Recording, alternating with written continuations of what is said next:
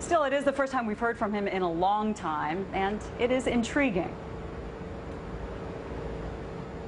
For everything that happened since 2005, all the things said in the media, everything I feel guilty for, yeah. Guilty is how Joran van der Sloot says he feels. For his family's shame, his father's heart attack, for not listening to his mother, and all the lies he admits he's told these years. I was doing a lot of things that I shouldn't have been doing, and mostly only going out all the night and sleeping all the day. I've always been very, how you call it, impulsive. Always been take action right away, make a decision immediately, and not think about what the consequences are. He explains why he's told so many wildly differing stories about what happened to Natalie Holloway in Aruba. People were paying me to make up stories, and I was really good at making up stories. Everybody keeps coming at you, asking you questions, asking you stuff, and yeah, you don't know something, and finally you start to think, okay, well if you want something, then I'll tell you whatever you want to hear. Sure. I misused the situation for my own advantage, and I feel bad about that, and if I could change that, I would take it back for sure. But 3 months locked up in a Peruvian prison awaiting trial for murder have brought this 23-year-old no closer, it seems, to just saying once and for all what was his role in either of the two awful cases in which he's suspected. I told you anything pertaining to the case, I'm not gonna talk about. Of the murder of Peruvian student Stephanie Flores, seen on surveillance video, police say, playing poker with him in May on the anniversary of Natalie Holloway's disappearance.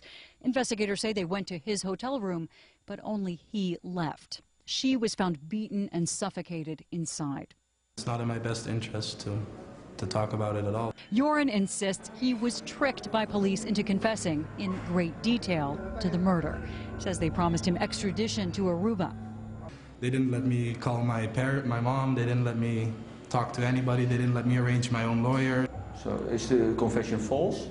I'm saying it's not in my interest at all to talk about this. His interest is still his main concern.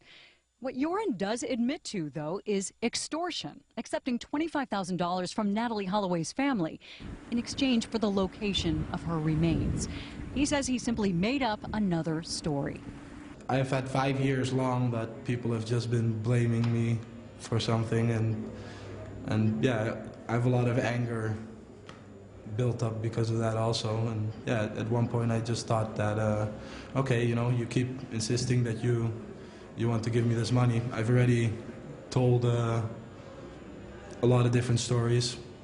I'll do it again. And yeah, I know it's very wrong what I did. He says he knows nothing about what really happened to Natalie. Says he's doing this interview because he's been portrayed as a monster. And while Joran never explains why people should see him any differently, he expresses some words for the Flores family. I feel really bad that our family had to lose a daughter. That really does hurt me, and I think about it all the time. But did he kill her or not? When I speak to the judge and the time is right, I'm gonna tell the whole truth, absolutely. Joran says he wishes he had followed his mother's plan to send him to a psychiatric clinic in Holland. Really felt guilty for everything. Instead, he took the Holloway family's money and came to Peru to gamble, where another young woman disappeared, last seen with him. It could be a year or more behind bars before trial. It's a whole web of problems, but I created all of them myself, so yeah, I have to deal with it now, deal with the consequences. Joran says he's been trying to make the most of his time by reading inspirational books and encouraging letters from Americans. Now, there was this urgency among Aruban investigators to get down there to Peru and try to talk to him about the Holloway case. But now you talk to the chief prosecutor and he says, well, he's told so many stories over the years, he now has real doubts that he would give them anything of interest. Meredith? Michelle Kaczynski, thank you so much.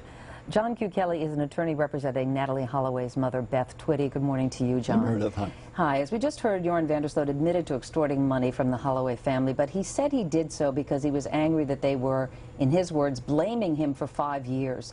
How did Natalie's mom, Beth Twitty, react to that?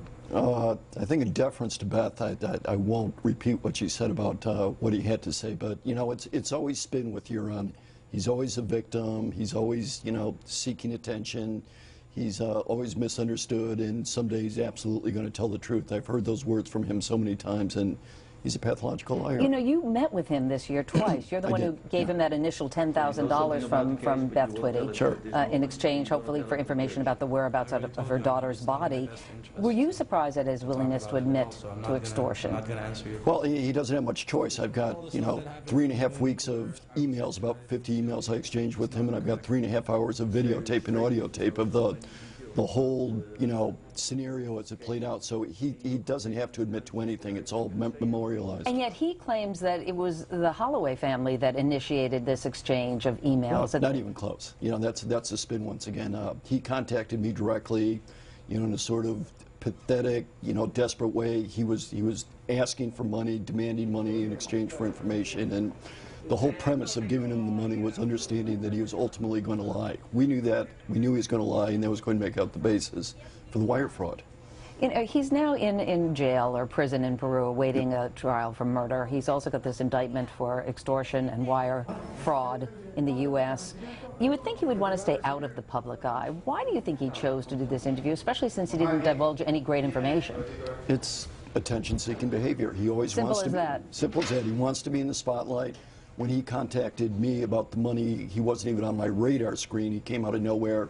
Now for months he's been sitting down in Peru, rotting in prison. No one paid attention to him, and he wants to be out there again. He just can't help himself. Yet when he says that he's apologetic about some of his behavior, he regrets some of his behavior, do you believe him? No, I've got you know, the 20 emails where he says, you know, he's you know, very sorry for what happened. He's going to tell the truth. Absolutely, that's his favorite word, and you know, he's going to come clean this time. And he's just incapable of it. Do you see any circumstance where he would tell the truth? Sure. I think fear and self-preservation. It's not conscience. It's not, you know, sympathy for the families. It's not respect out of his own families. It's not for money. I think the only thing that can make him want to tell the truth is, you know, protecting Joran. Will he ever face the U.S. courts? I hope so. I mean, everybody's talking about how he might get out of Peruvian prisons because he was unjustly arrested. But if he does, there's a hold on him, and he'll be coming right to an Alabama prison. So he's not going anywhere for a long, long time. All right, John Q. Kelly, thank you so much. Sure, Meredith, thank you. And then we'll have a special report, Joran van der Sloot behind bars. That's Friday night at 10, 9 Central Time,